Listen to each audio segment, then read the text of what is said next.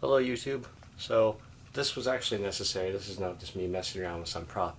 Um, my camera, which I just bought, decided it was tired of recording sound and video, so it decided to just do video. So I'm recording with my old camera as well, and I'm taking the sound from the old camera and putting it in this video in the hopes that it'll sync up a little bit. So my friend Jacob and I made this clapboard, and that's what I'm using now. And on the back, it reminds you that if you're holding it, you do indeed have the clap.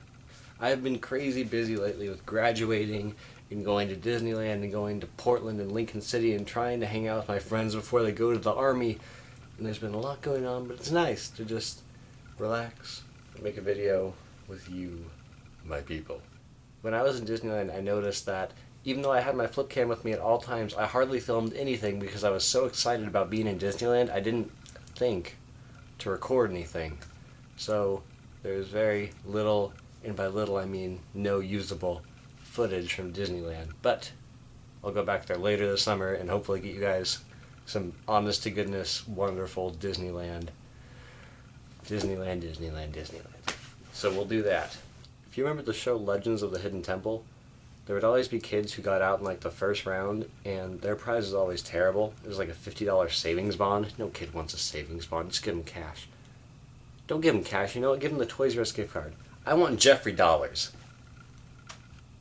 Dollars. L. With an L. Thank you. I've recently started reading again, which is kind of a challenge for me, mostly because I am a very light-hearted reader.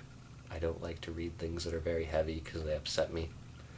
So I have started reading again, but it's reading funny things. Like right now I am reading Douglas Adams' Long Dark Tea Time of the Soul. And I just finished the delightful Axe Cop Volume 1, which is the first comic book I've ever bought, and I would highly recommend it. It is the story of a cop who finds the perfect fireman's axe.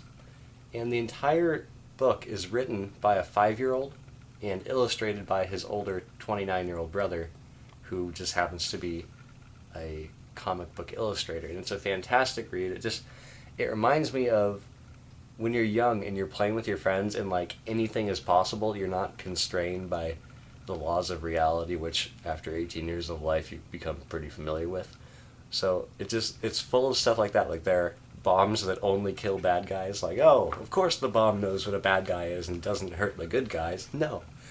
And it's very endearing and charming and hilarious, and I fully recommend it.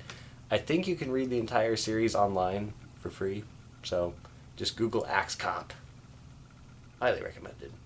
I would also like to take a brief moment in this video to remind everybody here to vote for That Zach for King of the Web, because he's in the lead, but it's a narrow lead, and he needs all the votes he can get so he can win money, and hopefully, if he's not a scumbag, buy me a cherry coke at VidCon.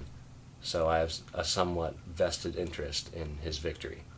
But in all seriousness, it's so he can move out of his house and move on with his exciting, sure to be glorious life. So help a friend out. I will put a link down in Jeff, and vote for That Zach. He's a great guy. I would recommend That Zach. A+, would snuggle with again. One last quick anecdote before I go. I was in a restaurant recently, and I was eating, and one of my friends walked in and walked up to the counter, and as she was ordering, I wanted to be all sneaky because she didn't notice me. I was behind her, and I texted her, "Look behind you." But right as I hit send, she walked away from the counter and walked into the bathroom, so I looked like a creep. And before she came back out, I left, because I didn't really want to deal with the aftermath, and I have not spoken to her since. So, what can you do? And if I may steal That Zach's outro just in one more attempt to convince you that he's great and you should vote for him, I'm your average Adam and I'm an accidental pervert. Bye.